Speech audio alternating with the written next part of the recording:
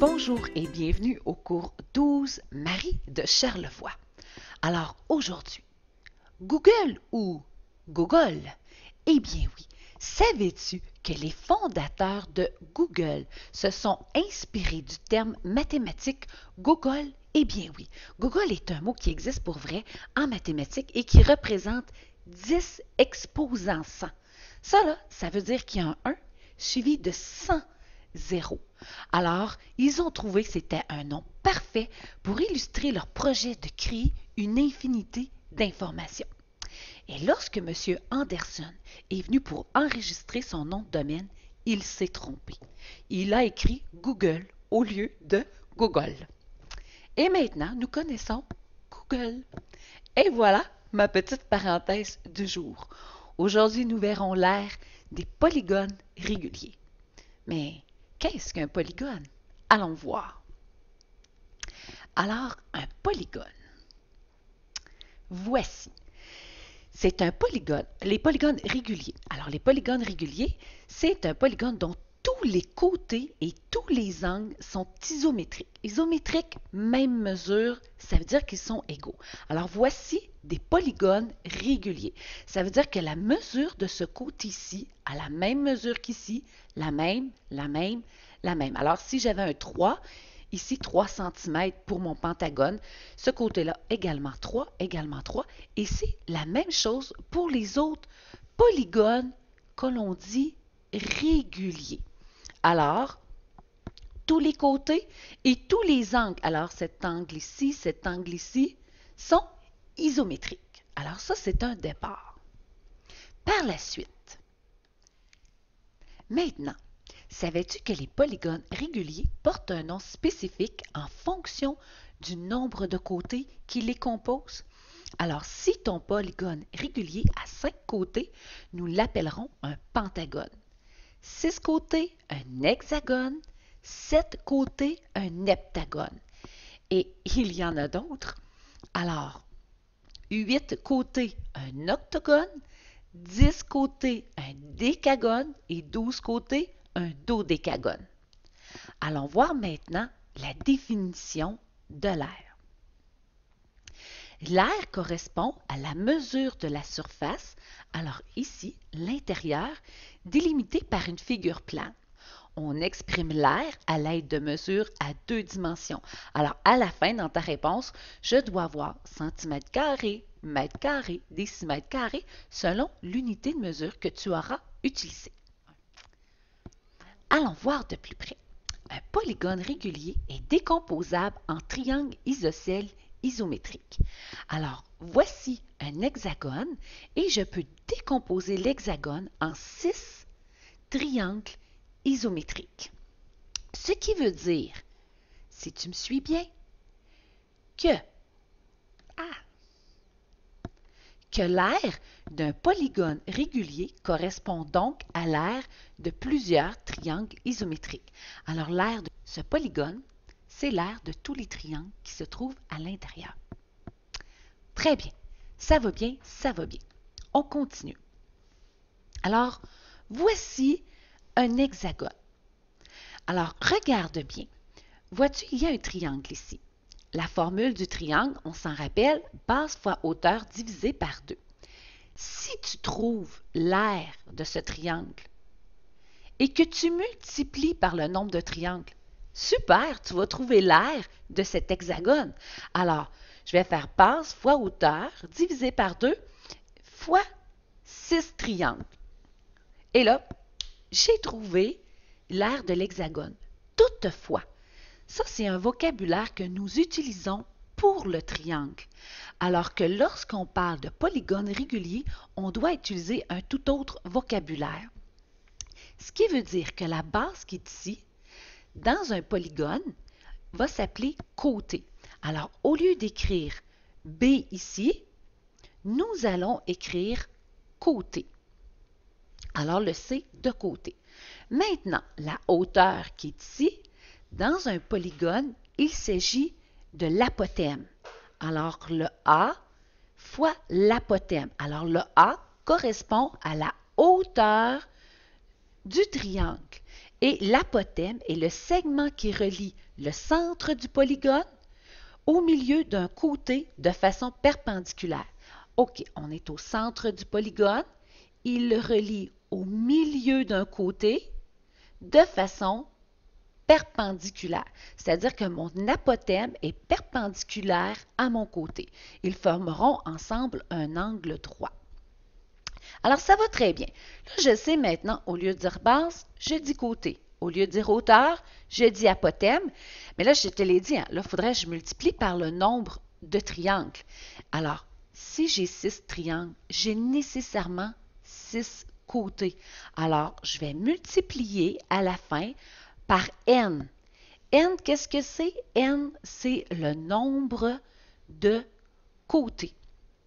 Mais je n'écrirai pas au complet nombre de côtés. Alors, je vais écrire n. Alors, voici ma formule de l'aire d'un polygone, c'est-à-dire la mesure d'un côté fois l'apothème fois le nombre de côtés et le tout divisé par 2. Quelque chose, hein? Alors, maintenant, une petite astuce, il y a le même nombre de triangles qu'il y a de côtés dans un polygone régulier. Comme je te l'ai mentionné, s'il y a 6 côtés, il y aura 6 triangles. Alors, la formule générale maintenant pour tous les polygones réguliers, tu l'as trouvé? Alors, et là je vais descendre un petit peu pour mieux te le montrer. Regarde bien. Alors, on a dit que l'aire, c'est la mesure d'un côté. On prend le C pour côté. On va diminuer notre formule. On n'écrira pas mesure d'un côté. Alors, on va utiliser des lettres. L'apothème, alors on va utiliser la lettre A pour l'apothème. Et le N, qui représente le nombre de côtés par la lettre N. Alors, mesure d'un côté fois l'apothème fois le nombre de côtés, divisé par 2. Et là, tu dois savoir qu'il y a des enseignants qui préfèrent commencer par le nombre de côtés. Mais ce n'est pas grave parce que la multiplication est commutative. Ça veut dire que l'ordre n'a pas d'importance. Si je te dis 3 fois 4 égale 12 et 4 fois 3 égale 12, peu importe 3 fois 4 ou 4 fois 3, j'arriverai à la même réponse.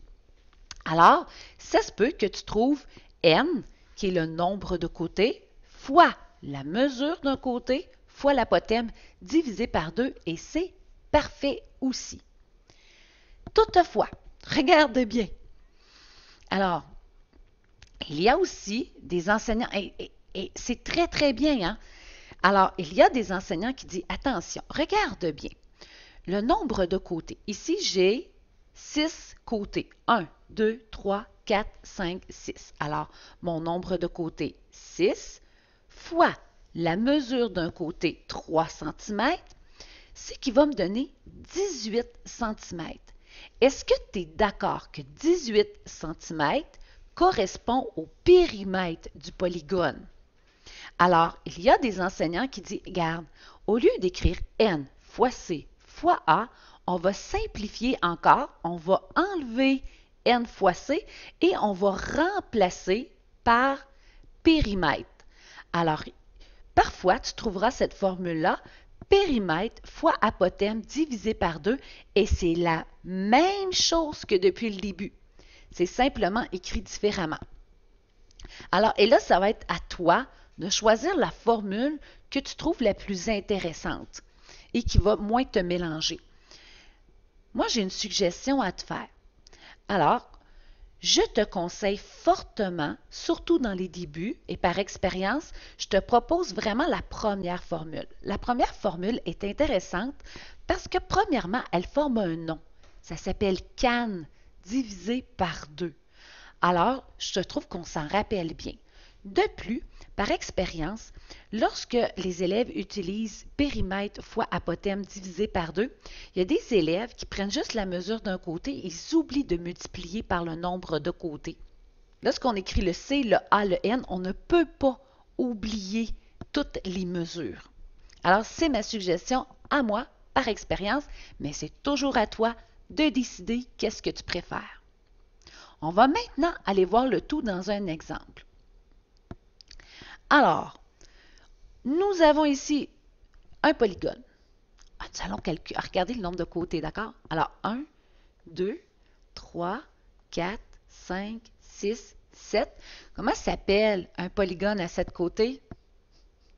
Bravo, un heptagone. Alors, moi, je vous l'ai dit, hein, j'aime beaucoup écrire ma formule. Alors, la formule de l'aire d'un polygone, j'aime bien CAN. Alors, C fois A fois N, le tout sur 2. Alors, C, c'est la mesure d'un côté. Alors, 5.